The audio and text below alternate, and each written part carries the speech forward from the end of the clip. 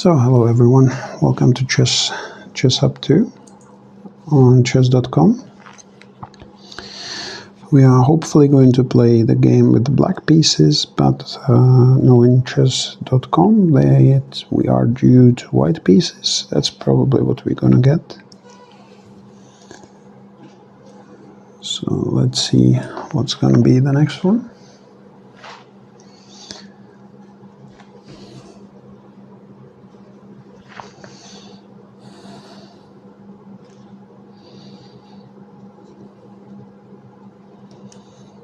And we are getting black pieces this time. So again, the idea is to play c5 where possible.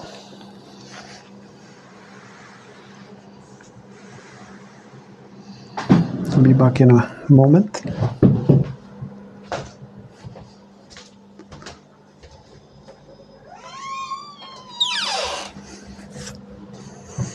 Just need to set up the board. Just bear with me.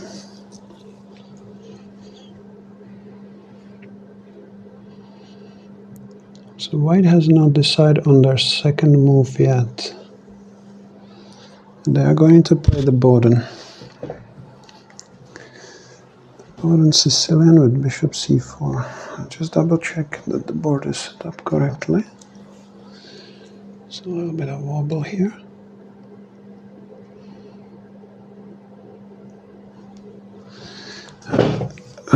Okay, whoops, I keep on tripping over some stuff. So the setup that we normally use is pretty much what you would like to play against Boden as well. Boden is when white decides to go bishop c4 early. You want to stop any checkmates with queen f3, queen h5. I believe we're playing someone from Mexico. They are 1383. And they are actually thinking about every single move they are making, which is really good. And their name is Jesus BWV 1006. So Jesus BWV 1006. We're gonna play a6 as this belongs to our range of moves that we normally play. And this time we are going to do something slightly different. If they were to play d4, we would play first b5 to see where the bishop is going to go. But as I was mentioning in some of our earlier videos, white usually plays with the idea to keep the bishop on a2. So white usually knows this idea of how to play the Kan Sicilian. But we are not going to waste time, and we're going to hit the bishop to get more tempo and more extended on the queen side. And now we are going to hit the pawn as well on e4. So we are slightly deviating from the earlier plan of queen c7 and knight c6. But we can now come back to it with these moves. And we are usually waiting with the move d5. White plays c3. But this doesn't make much sense because pushing now with the pawn d4 is going to cost them the pawn on e4.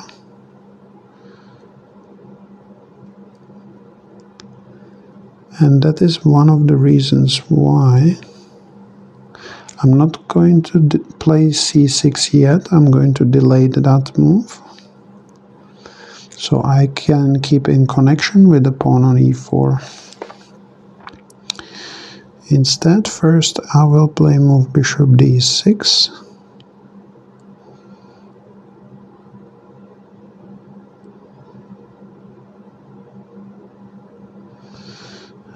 Will I play bishop d6 first?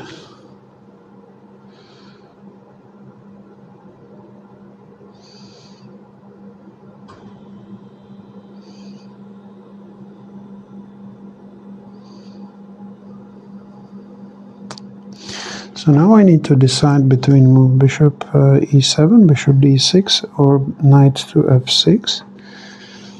And right now I'm pretty undecided of what would be the best way to continue without allowing white to play pawn to d4.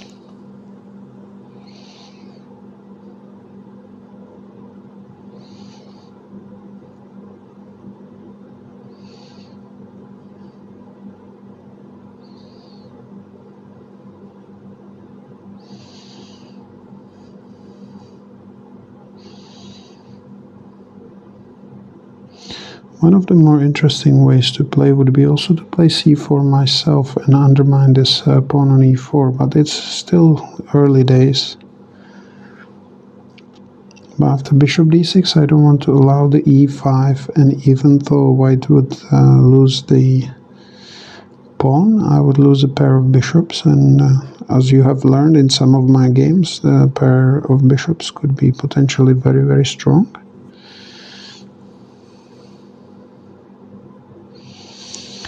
So would I play bishop e7 here?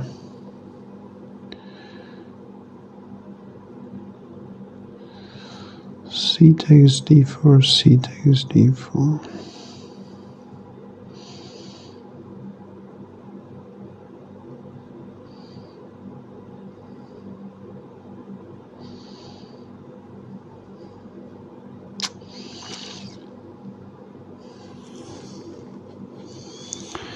Yes, it feels like I will be undermining the pawn on c4 with pawn on d3 with the pawn c4, but first I will develop the bishop on e7.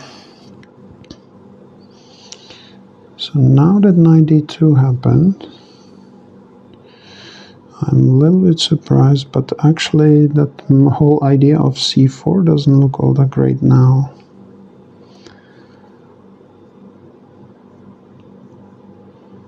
So I will play knight f6. If e5, I will try and undermine that pawn with the d6 in later stage. So knight f6 should be fine.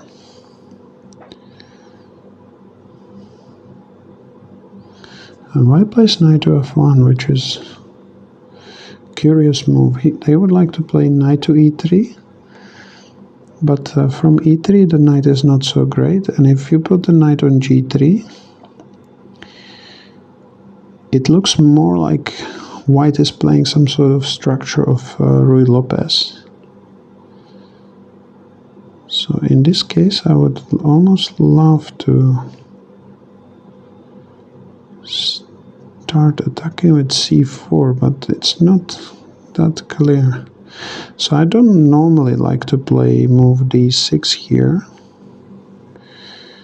but I feel it's something that I should do before I strike the center with the c4 pawn. So I'll play d6 first, and my next job will be to castle. I'm still keeping the eye on the e4 pawn, and knight g3 indeed happened.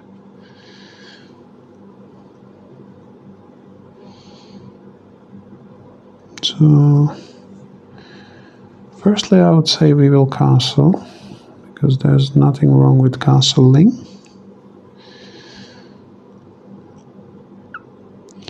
We will finish development with knight to d7.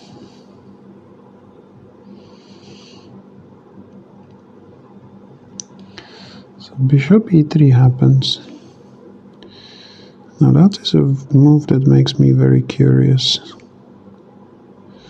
I think what white wants to do, they want to castle, and they want to castle long. They want a long castling here. Well, we are going to continue with development and see what white indeed is preparing.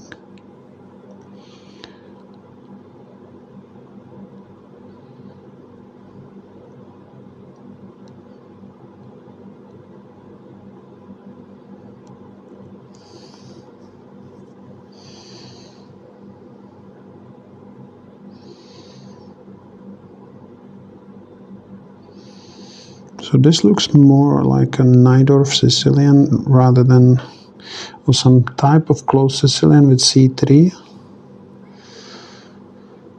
/ Ruy Lopez. So sometimes it's good to understand like the pawn structures that you are getting from these openings. And I'm also starting to feel something really interesting, that if I play knight to e5 and end up with doubled pawns, then my pressure on the d file will be tremendous. And it's a little bit surprising to have a double pawn and having an edge in the center of the board. That's exactly how I feel that what we are going to have.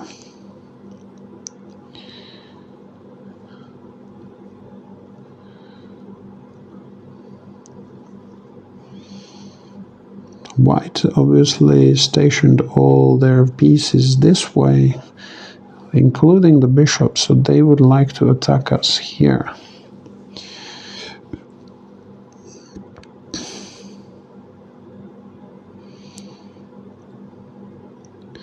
And indeed it looks like they would definitely like to castle long and attack us. But I want to do one thing, and that is to make sure that this bishop bites granite. So feels like knight to e5. I really want to play an experiment with this to get a really strong counterplay on the d file. So I'm going to play knight e5 here. Might look anti-positional, but I believe it's a strong move.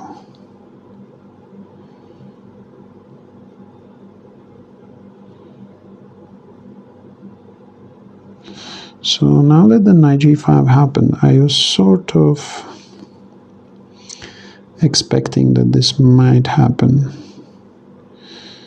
This might come to pass. So I definitely don't want to play move like h6, which will allow eventually white to sacrifice the bishop on h6. So that's not something I would want to do. And at the moment that bishop is really striking my pieces here. So what I want to do now is to play move c4. Undermine this pawn and win myself the d3 square for my knight.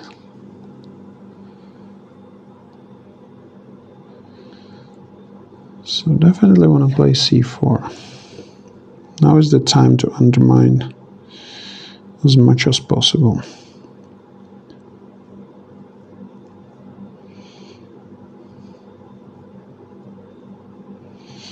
D takes c4, I think will be helping our cause,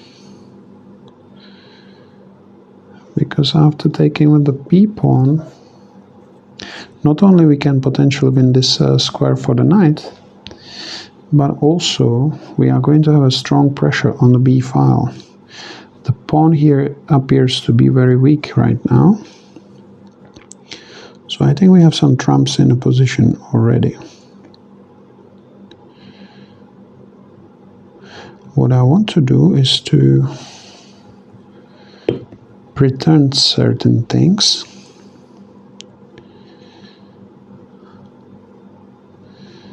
And what is best to pretend than to play knight to d3, check if queen.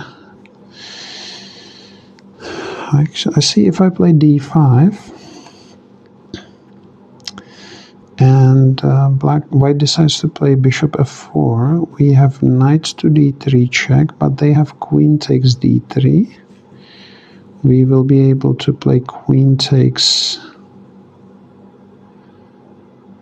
f4 with a check. Queen d2 will have to happen, or queen e3. Doesn't look like super convincing.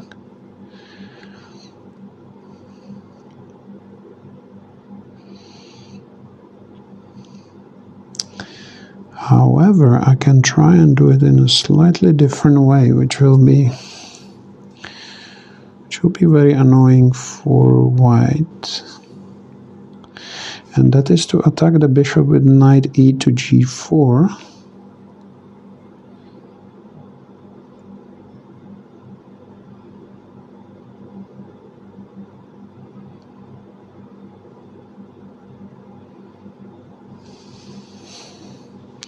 So right now it looks like we are on the good side of the Sicilian.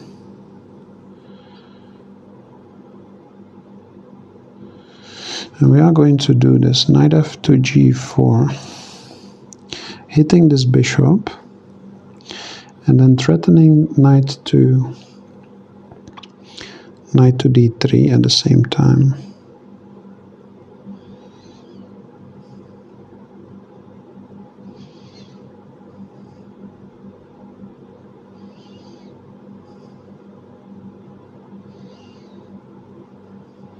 And knight takes e3. If queen takes e3, that doesn't look that dangerous.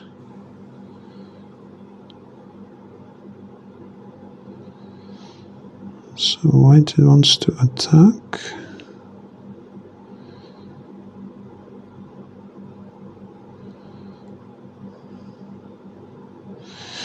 As you can see, the position gets really complicated. But I'm enjoying our life here.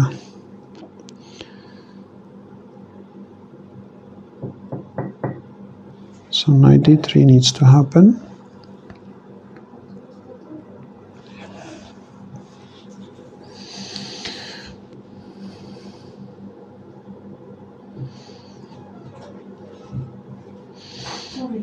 I'm holding it.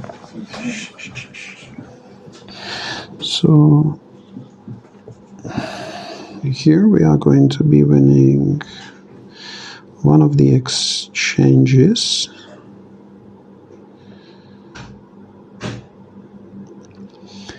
After knight takes f2.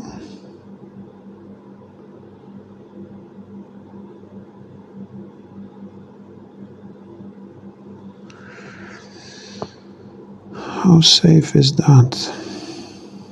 We are going to play knight takes f2, because that was one of the plans. If nothing else, the knights protecting each other for now. White can still get some desperate attack.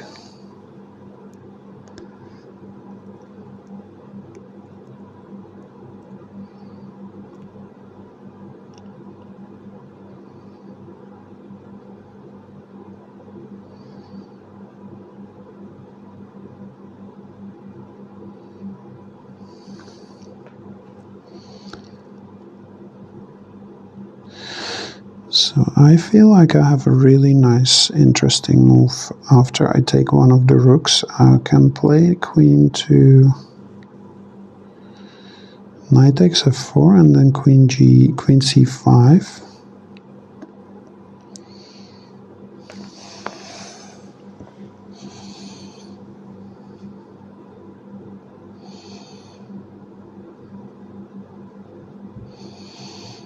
And right now I don't see how white is going to generate their attack.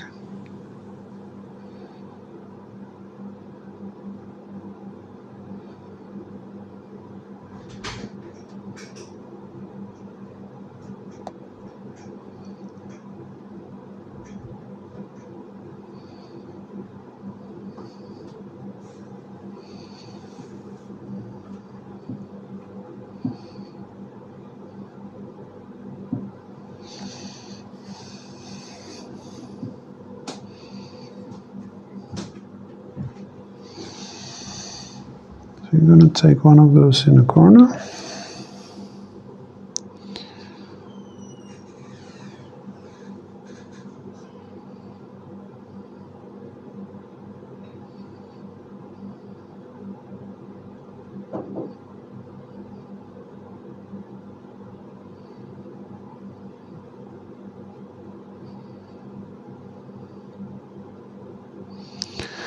And I feel like this could be quite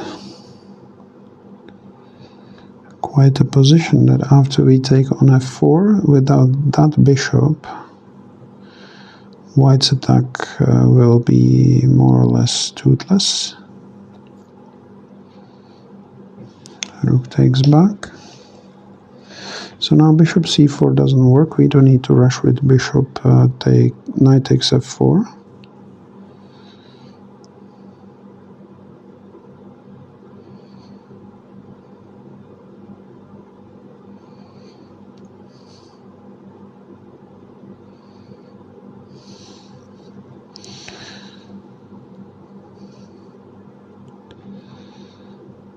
But I feel like queen to c5 could be a good move, or maybe queen b6, queen a5, something like that.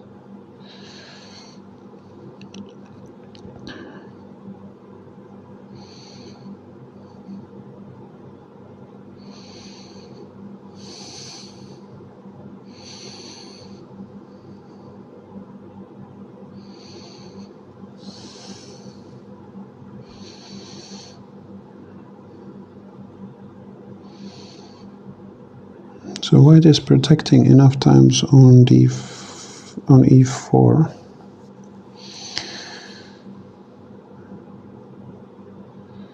Queen b6 really looks tempting.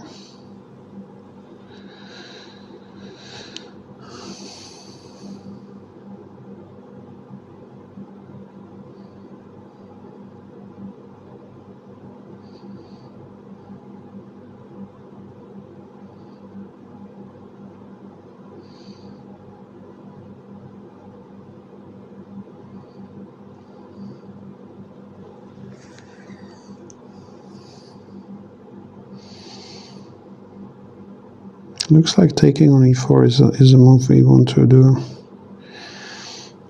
But maybe also playing a move like a rook to b8 and bishop takes e4. I think that's what we're gonna do. We're gonna activate the rook that we have on b8. White plays h5.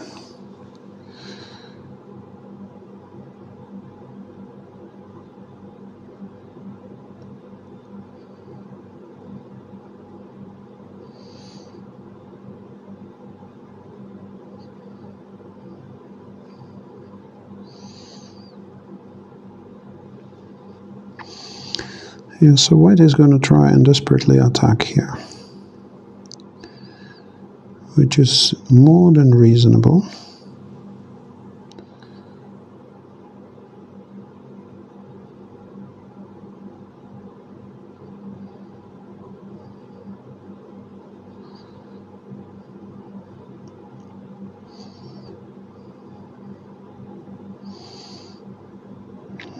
I would love to play some move like queen c5, but bishop e3 seems to be putting a stop to my idea.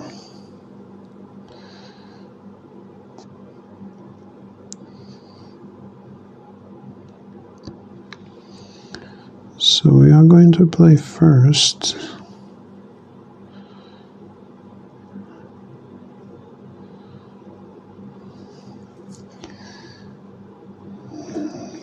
I don't want to play knight takes f4 just yet. Knight takes f4. I'll try and play move queen b6.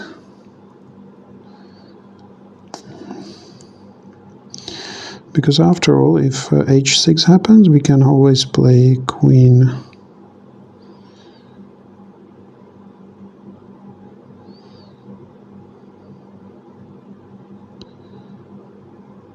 We always can play g6. So I'm going to take on f4 first.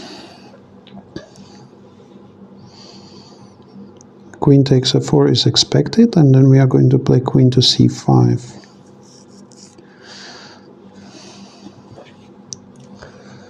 Queen to c5, the threat is quite simple. We want to play bishop takes g5.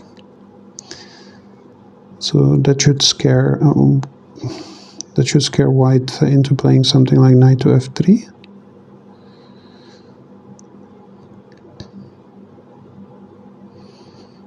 and after that we can play queen to b5.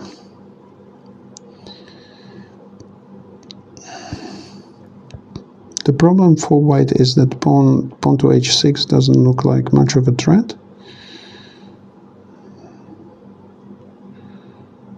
We seem to have everything protected, and the bishop on e4, on a2 just doesn't play yet. So here we can play a couple of moves. One of them would be bishop takes g5 first. If h takes g7, then we are winning the whole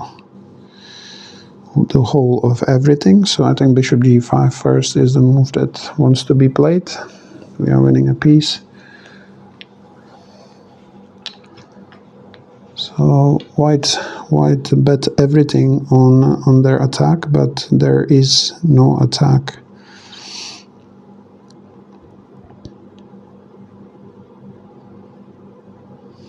Queen g4 is a very reasonable move. But as I said, g6 should be putting stop to everything.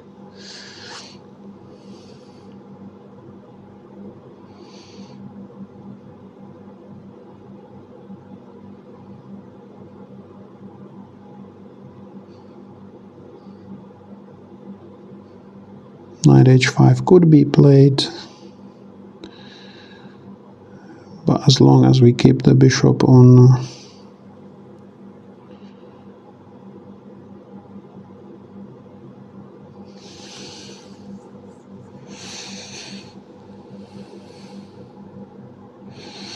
g5, that should be no problem. If knight f5 is played, we obviously capture. So bishop c4 happened. And this makes lots of sense.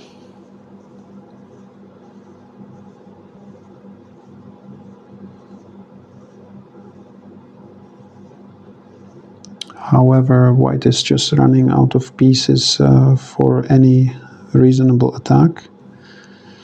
So we just trade this bishop for our bishop on g5.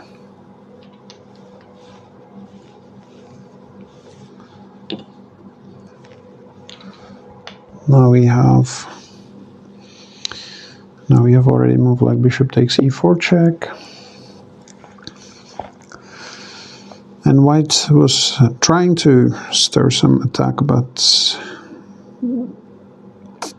these Sicilian positions are way too complicated to be able to win somewhat simply. Now my consideration already is to take on b2 with the rook, and the attack should be very, very strong. If knight takes e4, then obviously we're gonna recapture with the queen. And now simply white does not have enough material for them to be successful. And we can go very simply. So white would want to maybe play queen f6, threatening the checkmate. So we obviously not gonna allow it because we have queen e5. So that's the only desperate attempt that white is having at the moment.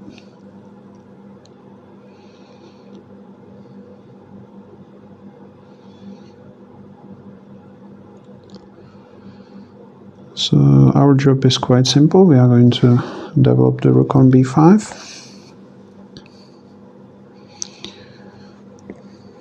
Queen f6 came, which is no surprise. So we decided to protect the g7 with the queen e5 move. We need to stay on the dark squares.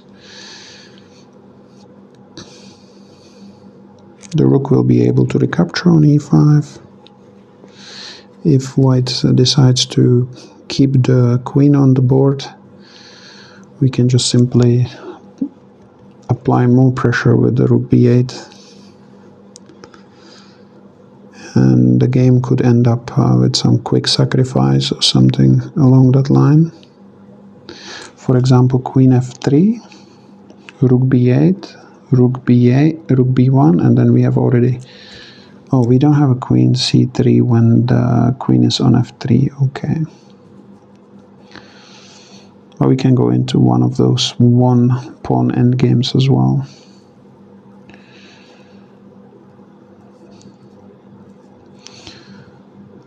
Queen to f2 happens. We can simply play rook b8, but then white might try rook to f1, which is still a fighting option. But we don't have to allow any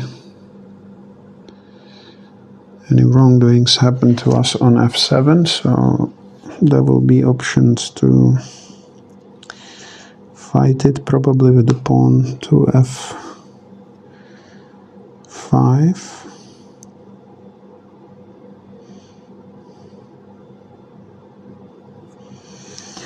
So we have 45 seconds, we need to play rather quickly.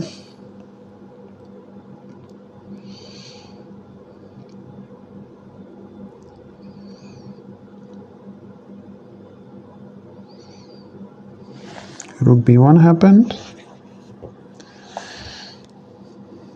and I believe we can already finish, not very elegantly, but rather by a brute force. Let's calculate for, we have 30 seconds. I believe we can, if we can take on c3, that should be a winning endgame, but rook takes b2 looks slightly more precise, as we are going to win also the pawn on c3. So rook b2, queen c3. Now queen wherever it goes, then yeah. So I think we're going this way. This looks more precise than queen takes c3, allowing this pawn on c3 to live. So our threat is very obvious. We are threatening to win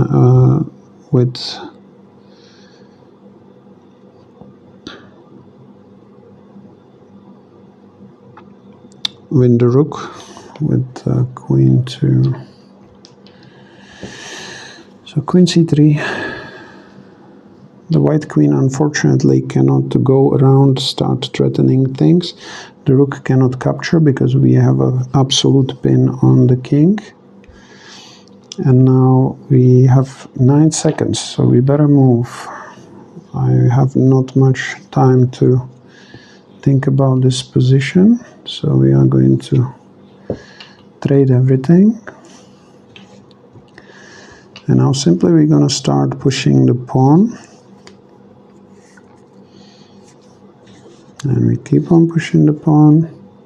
So white will have no time to go over here and recapture this pawn. So these two pawns on their own should be winning. White can block them, but now we can get our king into the game. And white is having a simple problem. He can never capture this pawn, because if he captured this pawn, then this pawn will start marching into the queen. So a very simple endgame to convert.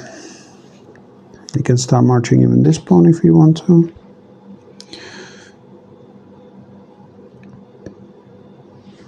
So the pawn goes here. Now we can go forward.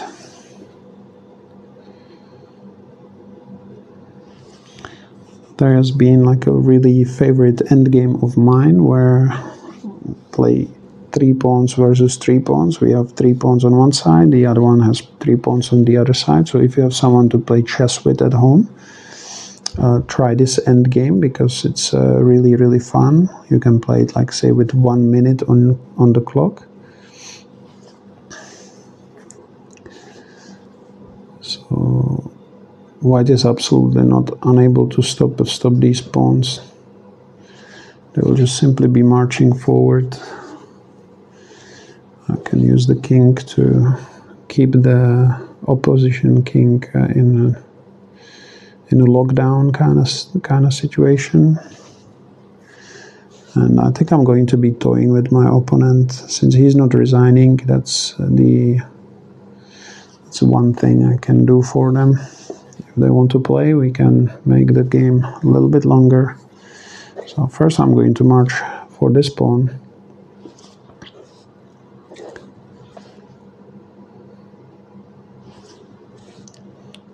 Taking the pawn. Then I'm going to march for the other pawns.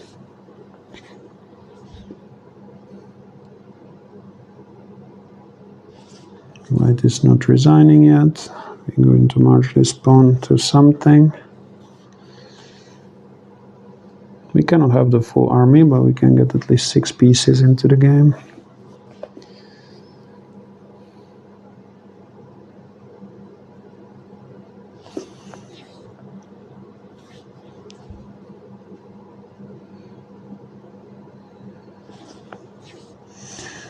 I mean,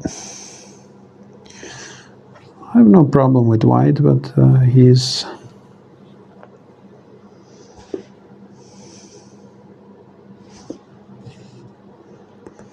So we have indeed promoted into a bishop.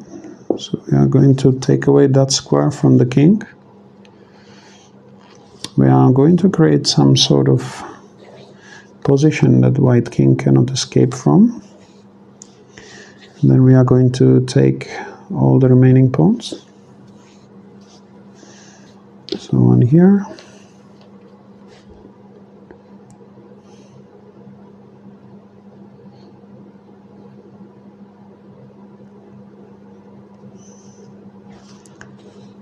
One here. We have no longer time pressure, now we have 3 minutes. Let me know how you would like me checkmate the opponent in the future. If I shall just place all the bishops in the game, or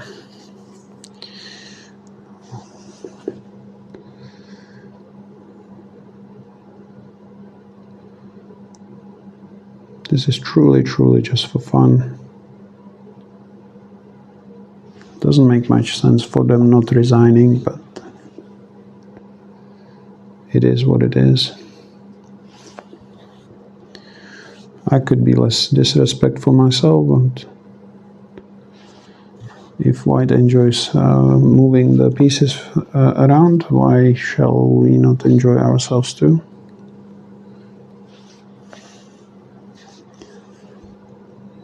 I still not decided which pawn is going to promote first.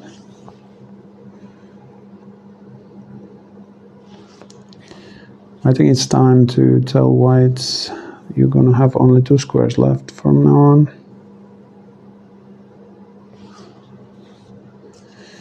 I think we are going to be checkmating with the bishops.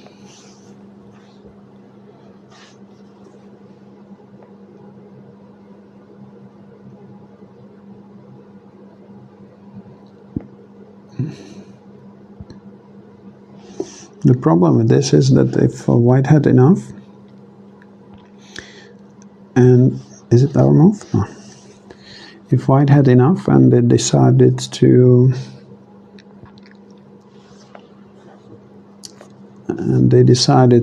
just no longer play, then maybe... So okay, I know what to do. We are going to end it in 3 moves. And I'm going to show you just how to checkmate with the bishops. So we are going to have is also a knight. And we're gonna get another knight here. And so sometimes when you are checkmating with the bishops, you can use this like a longer diagonal. So one bishop, for example, will be sitting here, taking this square away from the king, and then you can just check.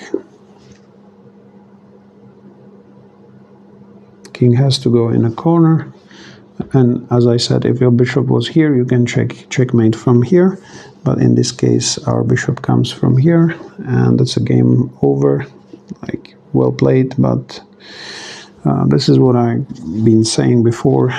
All these moves that both of us were making were unnecessary. We could have, I could have checkmated the opponent earlier, and they should have definitely resigned earlier, because from all this moving that we have done here, after we were down to a pawn endgame that was quite quickly hopeless for white. That's why they should have resigned simply. Maybe it would be worth to resign as well once it was obvious that they are going to lose both the rook and the queen. But I respect that some 1300s, or even some much higher rated players, they would still try and win on time, or just waste their time, suffering. It's up to each player what they decide. But back in the day, and I certainly myself wouldn't play if the position was completely hopeless, or if it was clear that I'm going to lose. You will see me resigning early as well. Sometimes where I can still play, but I have a feeling that it's no longer possible. Right, I hope you enjoyed today's game. I know it could have been a lot better, it could have been a lot worse too. So the Sicilian, the Phillidor, they are still even. The next game we will be playing with the Phillidor, and oh no, this was actually, yeah, and Botvinnik is still losing, and that is already concluding. So we will keep on playing this series until it's concluded, and later on I have something prepared after that that could be interesting for some of you. It will be more related to the ChessUp board. But for now, thank you all for watching, and you have a lovely day, and I'll see you at the next game.